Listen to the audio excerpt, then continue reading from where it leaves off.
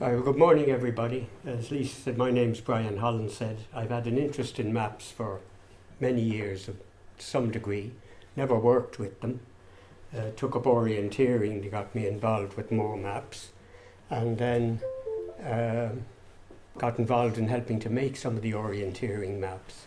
And then after I had retired, I got involved in this OpenStreetMap project.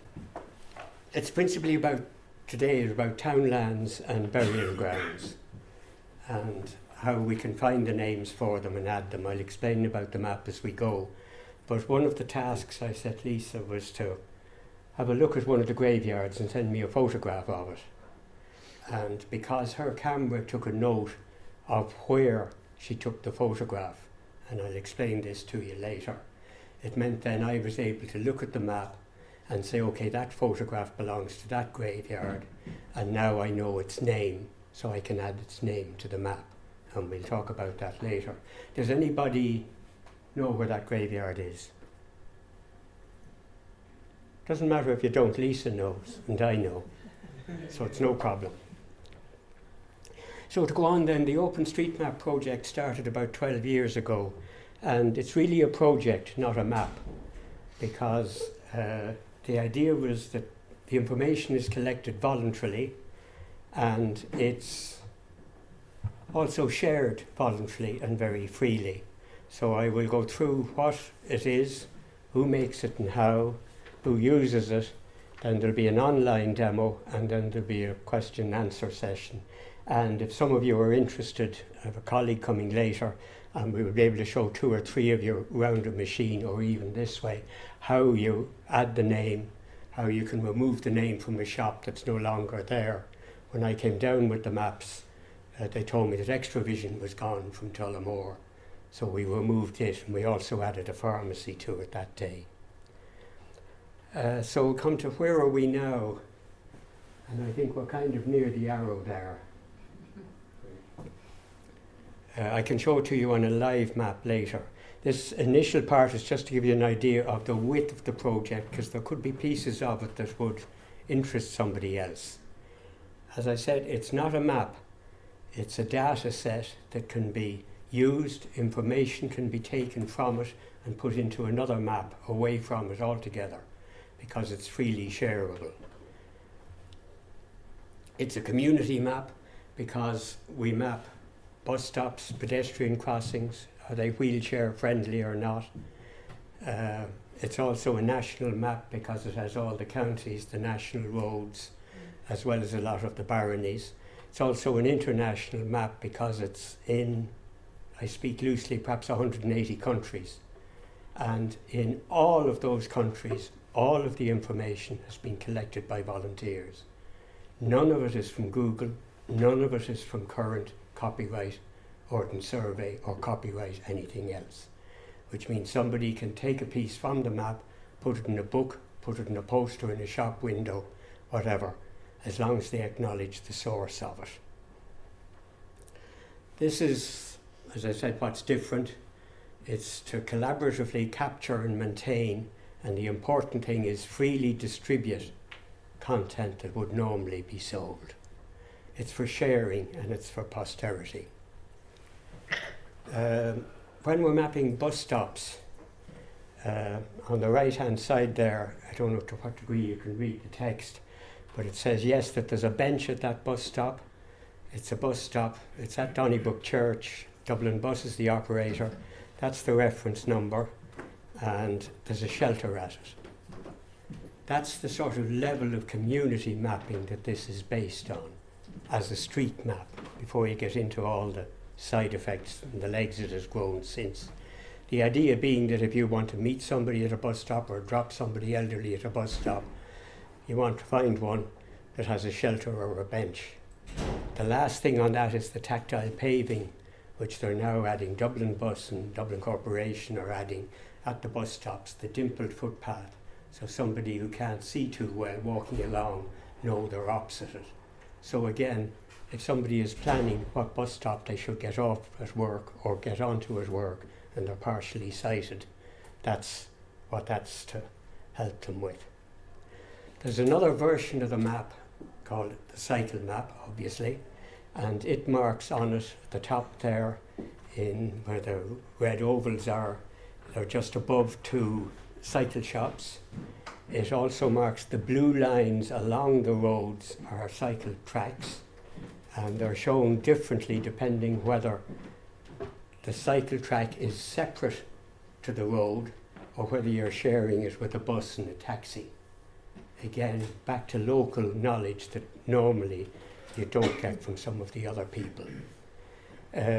Over on the right-hand side too, if I can show them, these 3 C's, those are parking places for bicycles. You know, where they put up a barrier, so that those are mapped so that you know if you're looking for a place that you can lock your bike. We also distinguish on those, is there a shelter over them or not? So that it's real local mapping, but on a huge, huge scale. The other thing, this arrow, the yellow arrow here, is pointing off because a bit off there's a roadside drinking fountain which can be used by cyclists to top up their drinking bottled water. So that's aimed with cyclists in mind. This is a traffic layer for part of Dublin. The red line showing bus routes and the bus numbers, and the white circles, don't know if you can see them in the back, are where the bus stops are.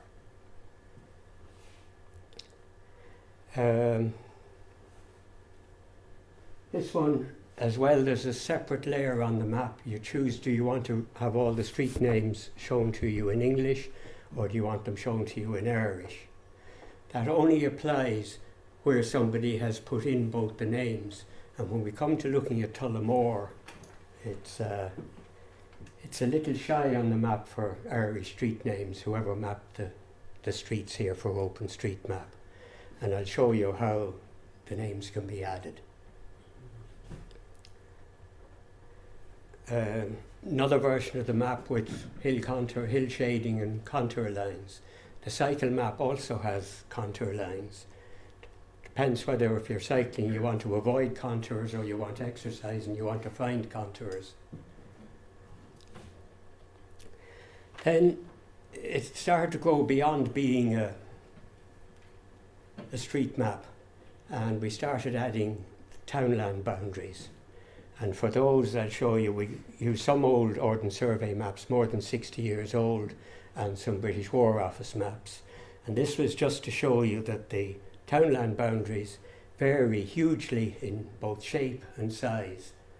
There would seem to be neither rhyme nor reason, except that they made up communities of some sort or ownership of some sort back in the, was it 11th, 12th century or something they go back to?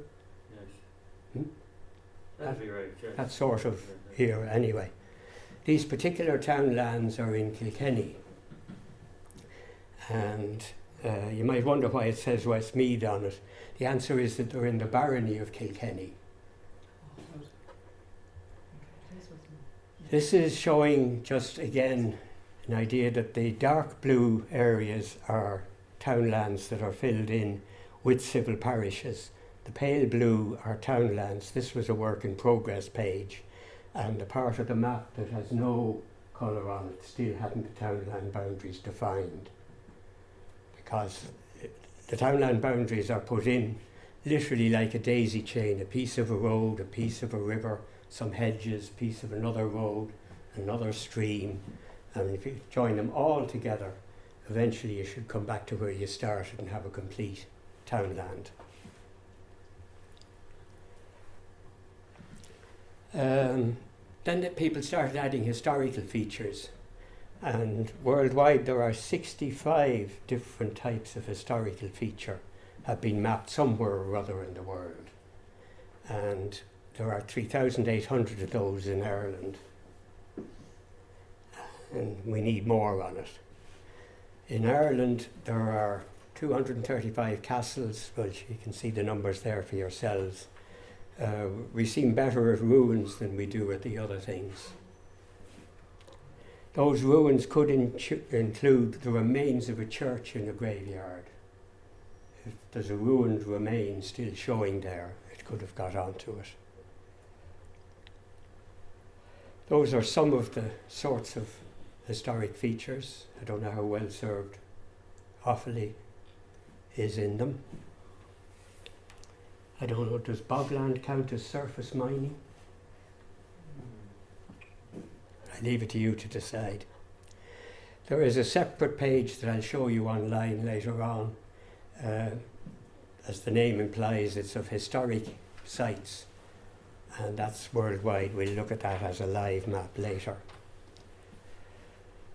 I got involved in it about 2008, and worldwide at that time there were 20,000 people adding to the map, all voluntarily.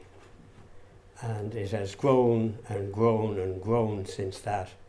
There's now, well, even by now maybe it's about 2.5 million people worldwide, all adding effectively to the same map, using the same recipe and sharing it all with each other. In Ireland there are about 3,500 people have added something. Some of them might only have added one shop, one house, one public telephone box. It's probably gone since.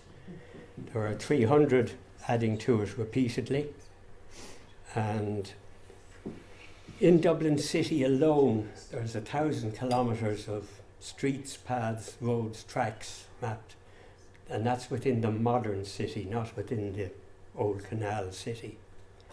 Pedestrian ways, there's 20 kilometres added, and of that nearly 3 kilometres of it is steps, because a step is a no-go area for somebody with a pram, somebody on crutches, somebody in a wheelchair. So we feel it's an important part of mapping to do. The whole of Ireland, 250,000 miles of road, which is about 6 times around the equator. Now the 3 kilometres of steps in Dublin, it's equivalent that if we started here and went along and up to the station, back down here from the station, and then over to the library. There's that many steps, sets of steps mapped in Dublin so far. I had a quick look and I didn't see any in Tullamore. I don't know, are there some where you cross the canal here? Is the bridge need steps, or can you? No, it's wheelchair friendly, is it? Yeah. Okay.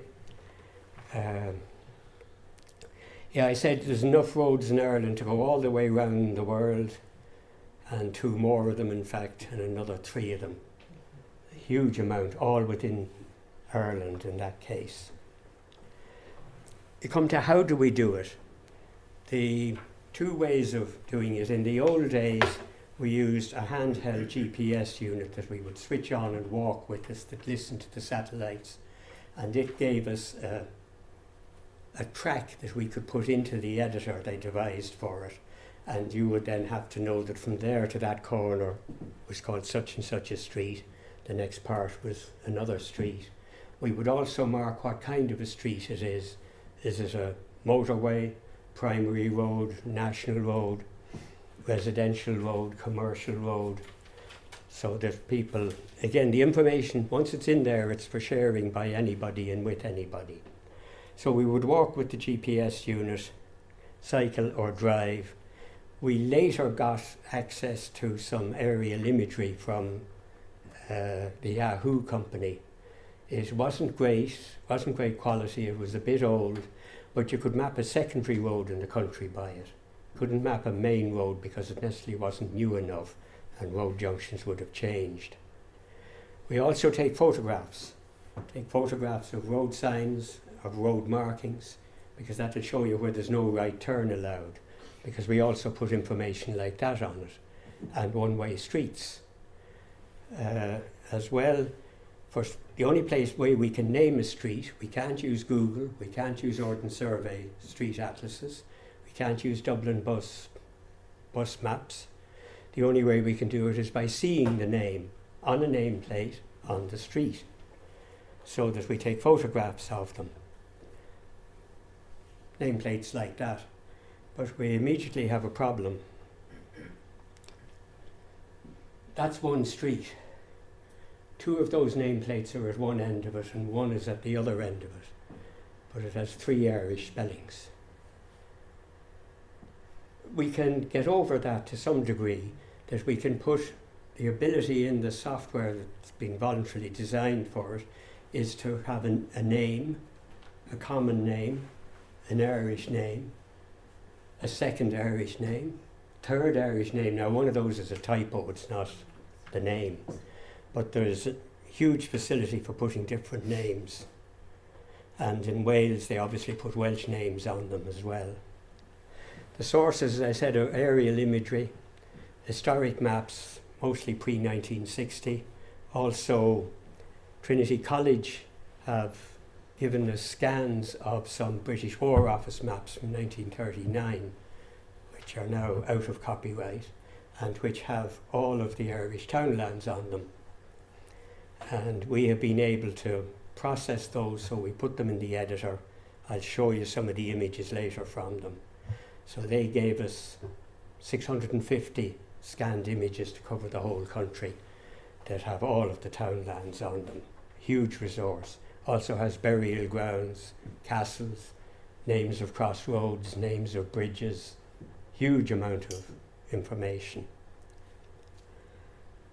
We've more recently got more up-to-date imagery, aerial imagery from, it was the Bing imagery from Microsoft. They've since sold it. OpenStreetMap have a license. Wasn't paid for, didn't have to be paid for, it was given for sharing because of the wealth of what the project is at. And we can't publish it, so please don't count that as publishing. We can't display it in the general sense, put it in a shop window or anything, and we can't print it out.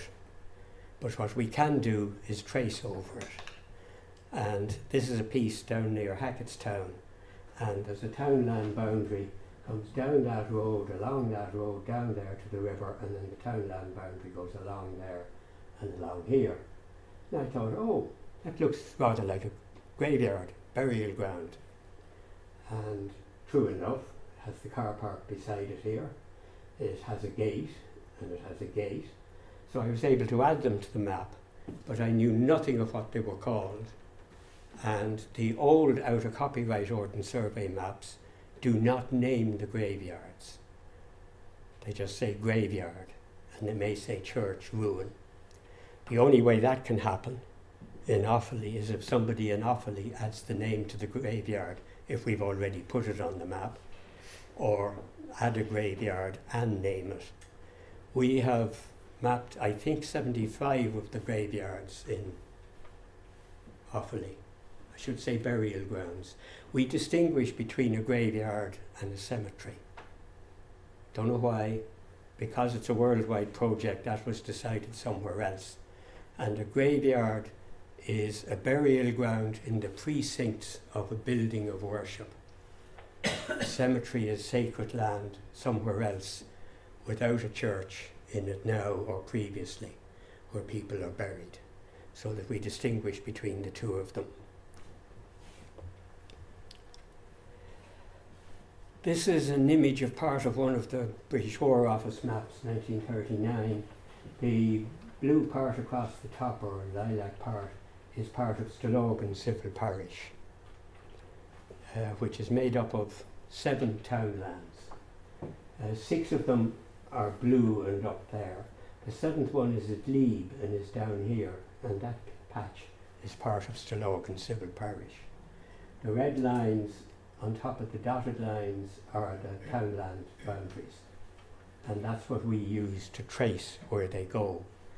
And we can lay that image on top of the aerial image so that if there's a hedge in use there and we can see that hedge on a present day aerial image, we know that's the townland boundary.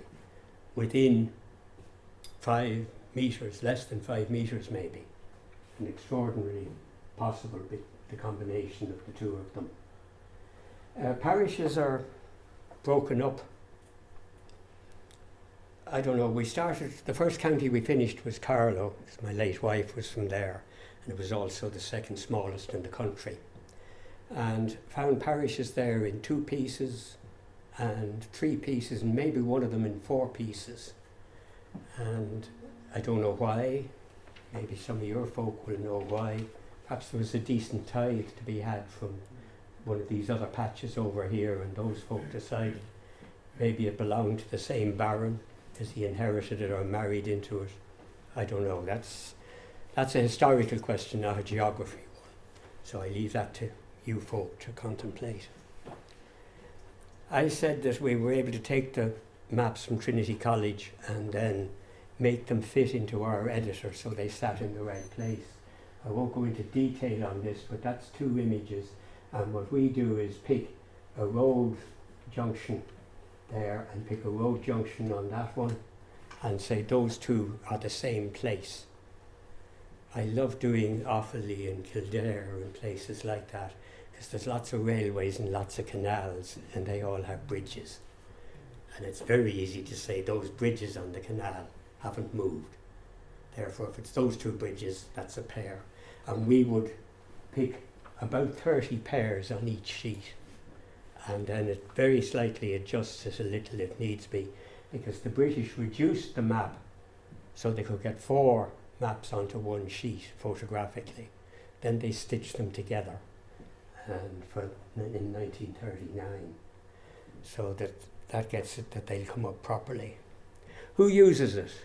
Anybody? No permit, no fee, but you must acknowledge the source for it. Historians, genealogists, all sorts of people. The Dublin Institute for Advanced Studies were doing a project on Ogham stones, and I went to one of their talks during Heritage Week 2 years ago, 3 years ago, to discover, when I went in, that on a screen like this, up at that image came with OpenStreetMap as the background, because they wanted the information that it could be shared. Now, if they used Ordnance Survey, somebody could look and see where the stones were, but being on OpenStreetMap, somebody could use that image, put it in a book, put it in a history project. They like the open source, the sharing attitude to it.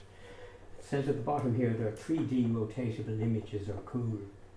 On their website, they have done, I don't know the technicality of it, but they have photographed the stones from all around.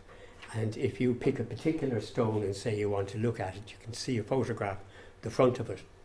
And then if you say you want a 3D view of it, it goes away, takes a little longer, but you can use the mouse and make the stone turn around and see what's on the back of it, or tip it so you can see what's on the top of it. Nothing to do with OpenStreetMap, but it's beautiful use of technology. That's the British Library doing the same sort of thing with OpenStreetMap and mapping that we're using here. If any of you go to Dublin, the street maps you see at the Lewis stops are all OpenStreetMap. Now, I said that the source must be acknowledged, and Lewis didn't acknowledge the source, and that's why down at the bottom here there's a white sticky label put on saying map source OpenStreetMap. Then it's fine for them to use it. Somebody then thought it would be nice to map a local area, and they did this so that you could draw a box around a particular area on the map, and then at the bottom of the page it would give you an index of all the churches, schools, hospitals and streets that are within the box that you drew. You draw the box round the particular piece that you want. Originally it came that it did it in that shape with this at the bottom, or you could choose a landscape shape with all the names on the bottom. Then it became a 2-page project and a 4-page project. And I printed one out for South Dublin of 24 pages of greater swords done on that basis, with the grid, with the A, B, C, D, and the 1, 2, 3, 4 down the side of it. So whoever did that thought it was worth sharing. So it is. So any country in the world, you can produce a piece of map like that with it now. Minute NUI used it in that as a base map there, not for the information, just a base map. I said that we map for whether places are wheelchair friendly or not. German organisation decided to use OpenStreetMap, and they put all these grey markers on it. This is a car park. Don't know what, can't see what some of the others are. Some of them are bus stops, something to do with a bicycle there. And they invite wheelchair users to go onto that website if they know that one of these, the student campus, if that's wheelchair friendly, to change the colour of it. And their colour scheme is up on the left there. You mark it green if there's no step and there's a wheelchair toilet where you'd expect one, restaurant or pub or whatever. You mark it orange if there's no toilet and there's still no step, or if there's one step and a toilet, in other words, if they're halfway there. And the last one is you mark it red if it means bring one or two friends with you if you want to go there in your wheelchair. And that applies worldwide because they're into accessibility and they're using OpenStreetMap as the basis. I'll show you something else with wheelchair access later. Somebody then thought it'd be nice to do a political map of Europe. I've dated it there as 2010 because Ukraine is still intact in it. Again, all the countries have all the town names in their own local names. Somebody else decided to take a map of Greater Dublin, just a static file, PDF file, and you can search a PDF file, and if you search in the PDF file, in this case for Pearse Street, it will highlight it on Pearse Street. Again, it's for sharing. Because the OpenStreetMap people had got used to using the Yahoo imagery and drawing from it, when the earthquake happened in Haiti, the Red Cross sent a request to OpenStreetMap people that one of the American satellite companies had made imagery available 24 hours later. And would the OpenStreetMap people please go to and adjust the map, show which roads had been washed away or avalanched away, earthquaked away, and update it. And in this case it was updating about once an hour, the map. When I started doing it, it updated every Thursday morning. And you got up on Thursday all excited because there was a chance you would see something you'd added to it during the previous week. So they did Haiti and then the Philippines when the typhoon came. And then Médecins Sans Frontières have been using it, and the Red Cross, particularly in Africa, for the last 6-8 years or more. And they will again send out a request when they want an area mapped where they have humanitarian work to do. And they sent out an urgent request. The Ebola outbreak happened. And I think to their astonishment, as well as a lot of other people, in 20 hours, 200 mappers added 100,000, that should be buildings, to the map of Guinea, so that the humanitarian people on the ground could use their copy of the map to map which houses were infected areas and which weren't, how it was spreading, how it was contracting when it was later on contracting. And because that's only 2 years ago, it was updating in about 10 minutes, the map. Kind of puts Townlands in the halfpenny place as a use for sharing a map, but I think it's a terrific use. Lesotho has had a lot added to it more recently, in that Fingal County Council were out there doing some consultancy work, and a lot of the settlements and unofficial townships weren't on the official maps. The question was, how do you design sewage, electricity, water, roads, whatever, without maps? And some of the Fingal people who were already OpenStreetMappers suggested to Lesotho that they start using it for the utilities end of things. So they did, and they got some of the schools back in Dublin, Malahide, involved in doing it. They held a session in the Fingal Council Chamber, 2 sessions. I was at one of them, I was in England for the other. About 50 people, all with their laptops, all used to mapping from aerial imagery. And we mapped one Friday from 10 o'clock till after 4 in Lesotho. because the humanitarian team who do it have a system where they put a grid on the map and you choose a little box and say, okay, I'm working that little box, and you lock it so nobody else can work there. And then 20 minutes later when you're finished, you release it. It's well organised. But an enormous number of buildings were added those 2 days. There were people from Concern, people from the council, people from the embassy, and transition year pupils from 2 of the schools in Swords who had been trained in it, all mapped that day. And one of the schools has since started an OpenStreetMap club and are working on a lot of local stuff as well. So now, what can you do with the map? I've shown you some of the things people have done with it. You can obviously view, I'll show you these live later. You can, I have them in here in case the live, I've realised that I haven't put, why have I Wi-Fi I can connect to this? Yeah.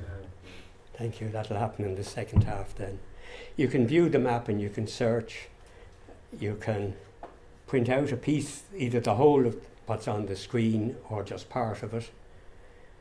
You can copy a link to share with somebody, or you can view what details are about a feature. In other words, the bus stop, does it have a shelter? That kind of thing. On a pharmacy, you can search for a pharmacy in Tullamore. And I showed this to somebody last time I was down. And they said, oh, you don't have, is it McCabe's? Is there a McCabe's pharmacy on a corner? You don't have McCabe's on that. So I went over to the computers in the library and added McCabe's, got to show me which building it was, and added it to it before I went home. But you can search for pharmacy and it will list the 6 or 8 or 10 pharmacies. When we're mapping a pharmacy, if we're doing it walking on the ground, we tend to put the phone number in, we tend to put the opening hours in, because if you're looking for an out of hours or late hours pharmacy, that can be an easier way to find it. So you search for a town, for a village, street address, townland address. In the standard OpenStreetMap page, you just put in the name of the townland and it will find it for you. The name of a river. If you want to find the grave of Daniel O'Connell, that's what you type in the search box and it'll find it for you. Not everybody's grave is in there. Looking up data, in this case this is the pharmacy in Mount Merrion there. That's the pharmacy. So that it tells us that it's in Mount Merrion, the address number is 31 The Rise, it's a pharmacy, and down there you'll see the opening hours and the telephone number. And also, is it wheelchair friendly? Yes. But there's a comment on it, stiff inward opening door. I tell you, you don't need to be in a wheelchair to find it difficult to open. But that is more and more typically what we're adding to a pharmacy if we're walking by mapping during opening hours and we can go in and ask. If we're mapping of an evening and they're closed, it doesn't often get in there. I said the information, it's really a database and a project, not a street map. And in this case, I was able to take information for that area totally away from OpenStreetMap. And I decided that, a bit odd I know, but I'd like all the roads to be in green, I'd like all the buildings to be in yellow, except if there were houses I'd like them to be in red, please. And there is free open source software available for use with OpenStreetMap to do that kind of thing in a host of different ways. You could put historic castles on it if you wanted, and nothing else. You could put bridges on rivers and canals and crossroads with their names and nothing else. Because Mount Merrion had been occupied, I think is probably the word, by the Fitzwilliam family in 300 years ago, maybe 1711. They moved up from down near Merrion on the coast because their castle there was being raided rather much, so they established a shooting lodge. And we did a project in the Historical Society 3 years ago, 4 years ago now, 5 even. And one of the chaps went through Tom's directory and he looked for the date each of the 14 houses first appeared in Tom's directory. for the 1930s, 40s, 50s and 60s. And I learned a history lesson from that Tom's Directory isn't gospel. It ain't always dead right, or dead accurate, or dead timely. Because there was one of the houses along there, semi-detached house, and it appeared in Tom's Directory. Each half appeared 4 years apart. And the answer obviously wasn't that it was a survey, but that information was gleaned from the electoral lists. And there was nobody living in half it for one election. It was fully occupied for the second one. But we did a thing for the exhibition in which we coloured the houses differently for the decade in which they were added. And we did it with coloured spots on top of the image. Now with this other software, because into OpenStreetMap, unusually, and I did get asked by somebody in Germany, somebody in Holland and somebody somewhere else, why I was adding dates built in the 1900s. Different thing if it was a castle in 1760. And so that all of the 1400 houses have the date, shown as date built, as best we know it. But using this software, like I was able to put the houses in red and the buildings in yellow. In this case, I told it I wanted all the 1930 buildings in black, the 1940s buildings in red, the 1950s buildings in green, so that because it's a data set, not a map, it can be adapted to do all sorts of things. Put burial grounds in them, colour them differently if you want, depending what century they were first in use. That's really why I'm showing you this. You can also put OpenStreetMap on your phone, either an Android or an iPhone or a Windows phone. It's offline, no Wi-Fi needed once it's in it, no network needed. There's at least 120 countries in it. The maps update monthly. You can search for an address or points of interest. The map comes free, the app comes free. Did you do yours yet, Lisa? Did you put OpenStreetMap in your phone yet? Yes, yeah. You did, yes. Yeah. Good. It means that both Lisa and I can use our phones as a sat-nav. And coming down today, I was able to put in where I wanted to come to, where I was at the time. Told me it was going to take me an hour and 17 minutes or whatever. It warned me. I bought the Posh app for €4, which gives me voice instructions.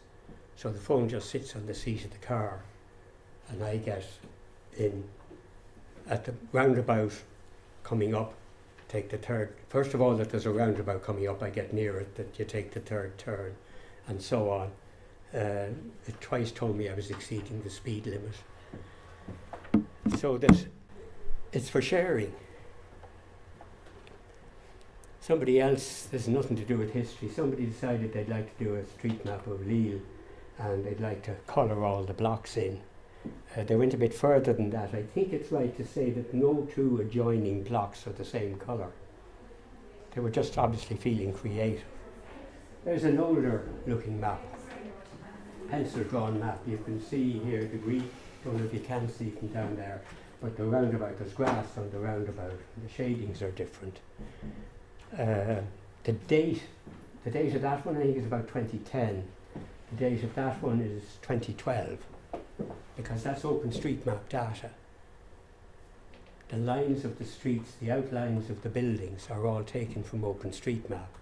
But like I showed you the different coloured houses, somebody for their own reasons decided to produce it that kind of way.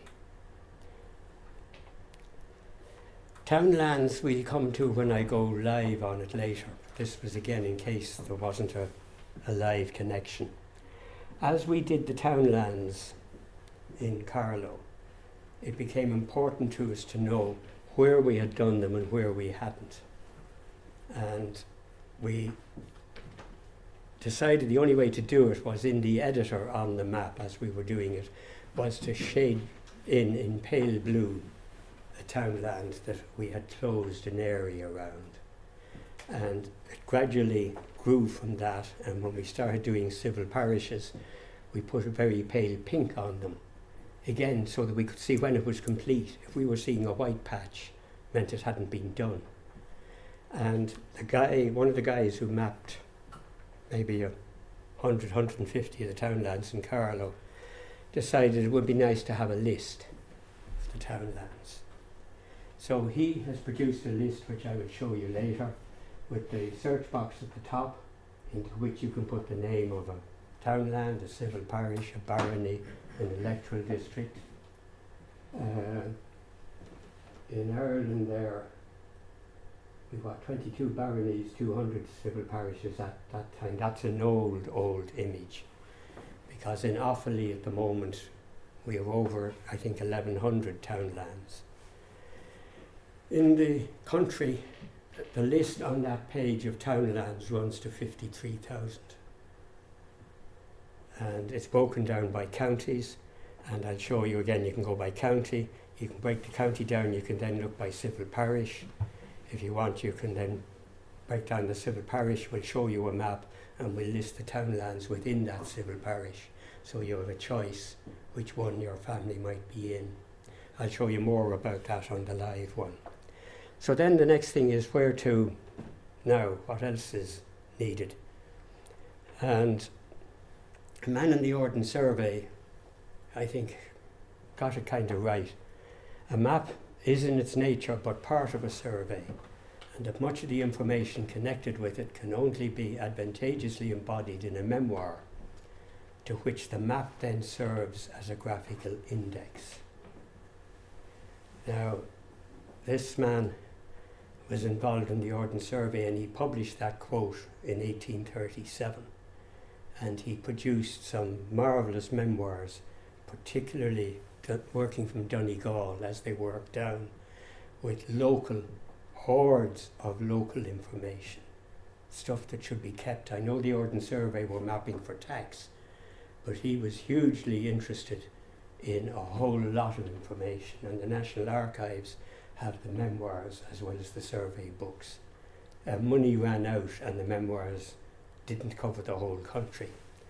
But what I'm suggesting is now that OpenStreetMap, from what you've seen, perhaps can be used as an index to lead to a study of castles, graveyards, whatever, locally. So that's the story of OpenStreetMap. I suggest you please use it, share it, add to it, and enjoy it. And we'll pause now. I get a Wi-Fi link for this. I can then show you some of the live stuff. Any questions on where I've gone so far? You're too bemused because it's too wide, and I know it's mind-blowing. The extent of it is enormous. Sorry, yes? Yeah, just how is it verified? You know, is it, what's the fight for accuracy?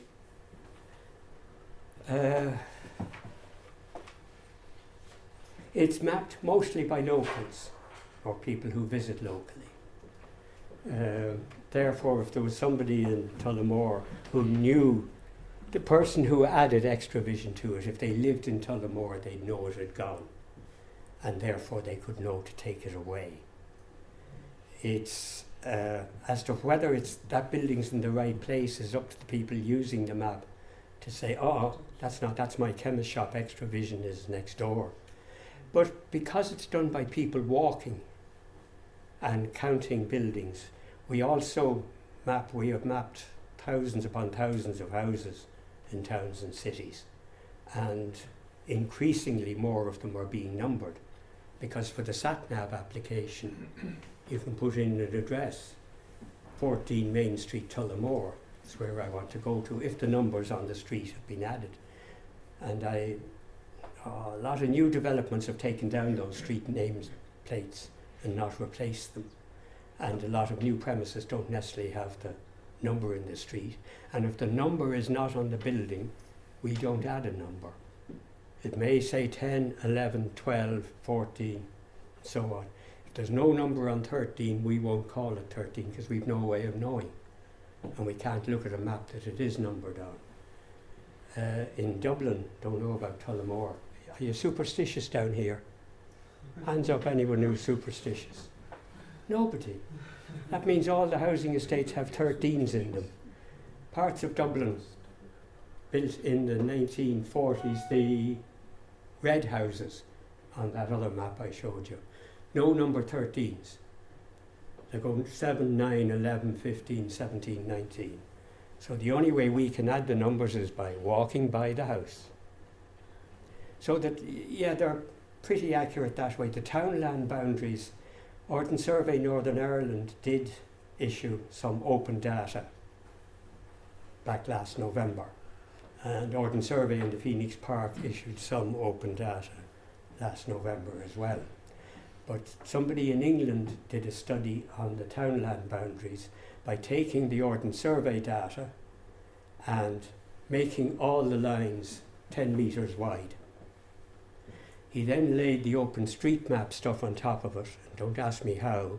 He then compared what length of the OpenStreetMap lines lay within that 10-metre corridor. And I think to his astonishment and ours, we found that over 80% of our townland lines are within 5 metres of the Ordnance Survey for Ulster.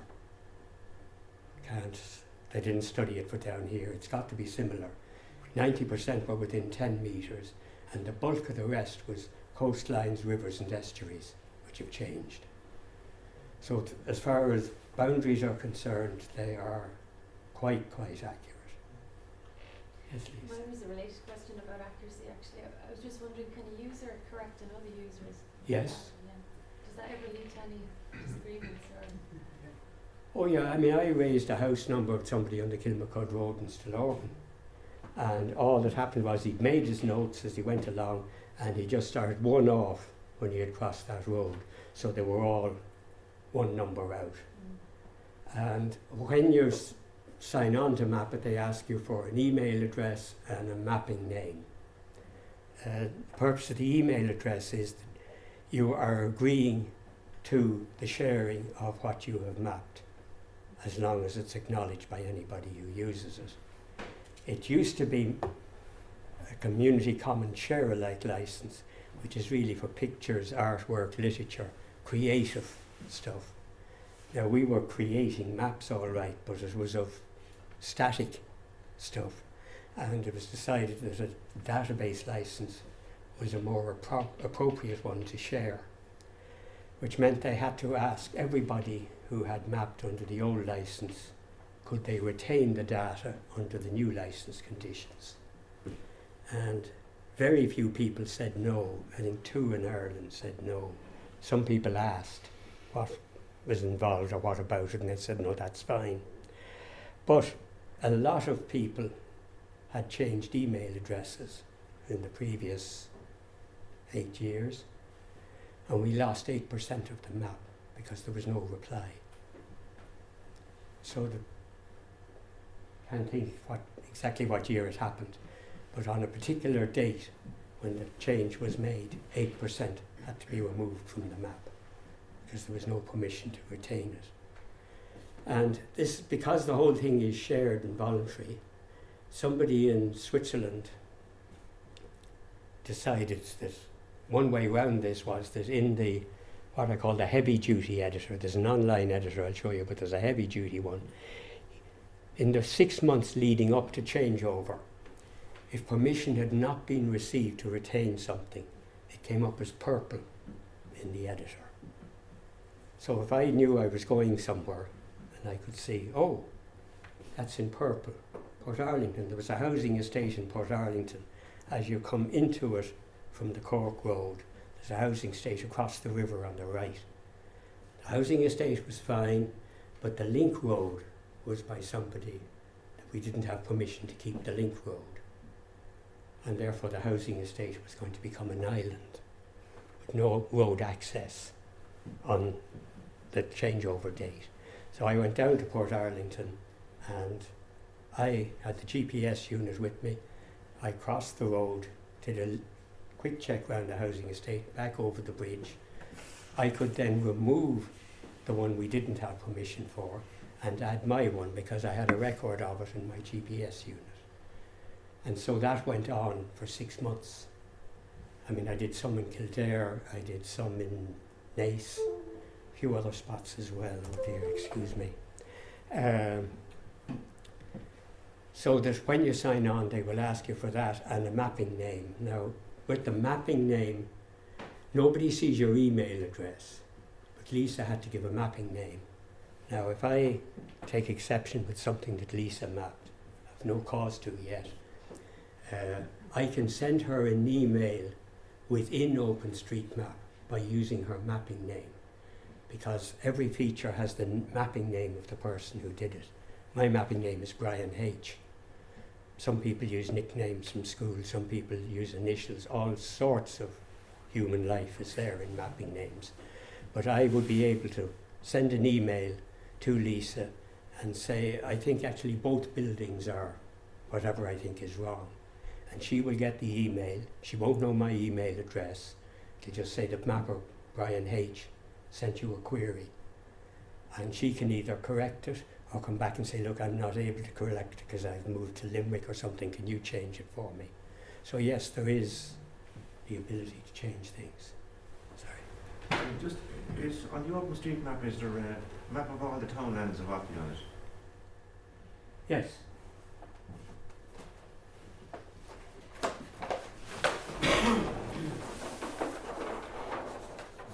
But they're not named. Because they wouldn't all fit, the names wouldn't all fit on that size sheet. But there's one of three, or possible of 3 sheets with the names. That shows the townlands, the civil parishes, and the baronies. But can you download them on the computer, no? Or if you go into the computer, can you get them on it? Not in that form, no. But you can look at them all on it. I'll show you on the live pages. I'll come back to that. And then, sorry, Yes? but if you have a townland there, how can you, if you have a map with a townland in it, and if you go out, how on the ground can you say where the boundary starts and ends? Or Because, remember the one I showed you with the old map? Yeah. The townlands effectively go on hedges, rivers and roads. Yeah, I understand that, but you see, if you had a map, if you went out there with that map now and you wanted to say this townland starts here at point A and finishes at point B, how are you to know that on the ground? You will know where it turns a corner at a hedge or goes along. If you come to a river and suddenly the townland has gone downstream, you'll know it's now going along the river downstream. It's not ideal. It doesn't show you all the other field boundaries that are on the old map. The only place I've seen, like if you ever travelled through Ballycumber there, they have all, along the road there, they have the different signs to say it comes to the different townlands. But someone obviously was able to pick out where the townland started, Yeah. and the townland finished, you know. Mhm. But I don't know what knowledge they had to be able to do that, you know. Like if I was to go up the road here, say, out to Kelly and with several townlands, I might be able to look at the map and I'd see them, but when I go out on the ground, would I be able to say where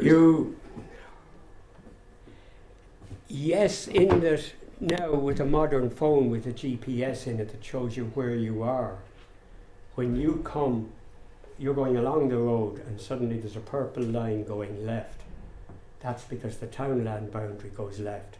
But the phone will, if your phone has a GPS in it, it will show you a little dot moving along the road and you'll know, right, I'm there and that's where the townland, that hedge. Right. It's not, you can't see all the hedges at once, but there's a way around it using it. And the data's there for sharing. When we used to buy the old Ordnance Survey maps from Ordnance Survey, they produced a map called the Index Maps. Yeah. And there was an index map of Offaly which showed all the towns Mhm. in Offaly and with the map on it as well. Yeah. And that would be a map that you could actually pick out exactly where pretty much exactly where the boundaries were. But Except in some cases where the townland goes off between roads, that's right. you may have difficulty. You'd see it. But again, if you know you're about halfway between and there's a hedge, it's likely that hedge. You'll notice when you go north of the border, or if you're in England, practically every little laneway has a name. Yeah. But now, down here, we seem to be giving every little name a number. I presume that's because they didn't always have names. Probably. You know. I think this is some of what your man Thomas Larkham was at in Donegal with his memoirs, that he collected a huge amount of seemingly perhaps insignificant data. I mean, You find out if you go out around Offaly that practically every laneway has a name. Yeah. And the locals would know it. yeah, And it's usually named. The name of the laneway would be the name of the people that lived at the end of it. yeah. Yeah, I came across in Westport, I think I came across, was it Coles Lane? Because the coal yard was up there. I first thought it was C-O-L-E-S and then found it was spelled coal, as in coal. But walking around, I mean, it's fascinating talking to some people. You ask them, could you tell me what the name of this lane is or something, and you get into some extraordinary histories. Is it time we Should stop? we break now for say 20 minutes and be back here?